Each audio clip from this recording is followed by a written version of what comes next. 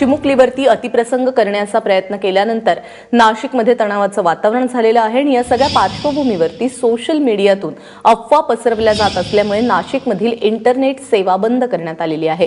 मोबाईलवरून मोठ्या प्रमाणावर अफवांचं पीक पसरत असल्यामुळे नाशिक प्रशासनानं हा निर्णय घेतलाय। जिल्हाधिकारी आणि पोलीस आयुक्तांच्या आदेशानुसार नाशिकमधील इंटरनेट सेवा काही काळासाठी स्थगित करण्यात आलेली आहे, बंद करण्यात आली आहे। सेवा पुन्हा सुरू झाल्यानंतर तुम्हाला कळवण्यात येईल असे मेसेज मोबाईल कंपन्यांनी ग्राहकांना पाठवलेले आहेत।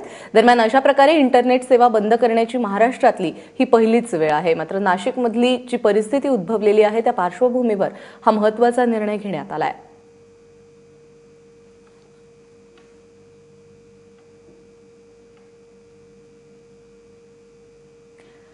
तर नाशिकमधल्या तळेगावमधल्या घटनेवरून अफवांचा बाजार उठलेला आहे आणि त्याचमुळे आता ह्या सगळ्या गोष्टी पसरवू नयेत म्हणून इंटरनेट सेवा बंद करण्याचा निर्णय झालेला आहे। तळेगावच्या घटनेबद्दल सोशल मीडियावरती अनेक अफवा पसरवल्या जात आहेत। अशा समाजकंटकांचा शोध घेतला जाऊन त्यांच्यावरती कारवाई होईल अशी माहिती पोलीस आयुक्त रवींद्र सिंगल यांनी दिली आहे।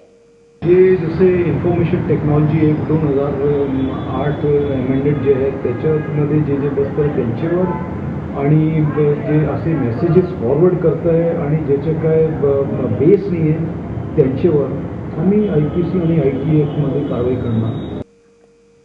या सगळ्या संदर्भात माहिती देण्यासाठी आमचे प्रतिनिधी नितीन भालेराव आता आपल्याबरोबर आहेत। नितीन, नाशिकमध्ये जो प्रकार घडला त्यानंतर हा महत्त्वाचा निर्णय झालेला आहे, किती काळ बंद राहील इंटरनेट सेवा? प्रोजेक्ट आपल्याला माहिती आहे, नाशिकमध्ये हा प्रकार झाल्यानंतर काल तिथे मोठ्या प्रमाणात जाळपोळ झाली, लोकांचा क्षोभ हा मोठ्या प्रमाणात बाहेर आला आणि त्याचे फोटोग्राफ्स, त्याचे व्हिडिओज हे सोशल मीडियावर खूप मोठ्या प्रमाणात व्हायरल झाले आणि त्याच्यामुळे अनेक ठिकाणी अडचणी निर्माण झाल्या।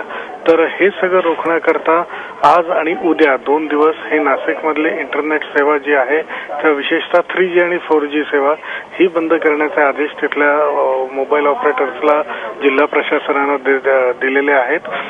उद्या संध्याकाळपर्यंत ही 3G सेवा जी आहे ती पूर्णपणे बंद राहील असं मोबाईल ऑपरेटर्सकडनं त्यांच्या ग्राहकांना कळवण्यात आलेलं आहे आणि महाराष्ट्रात साधारणतः इंटरनेट सेवा बंद करण्याचं हे पहिलंच उदाहरण असावं असं मानलं जात आहे। कारण यापूर्वी आपल्याला माहिती आहे हार्दिक पटेलचं आंदोलन ज्यावेळेला गुजरातमध्ये स्प्रेड झालं होतं त्यावेळेला तिथली इंटरनेट सेवा बंद करण्यात आली होती। त्यानंतर जम्मू काश्मीरमध्ये तर वारंवार हा प्रकार केला जातो।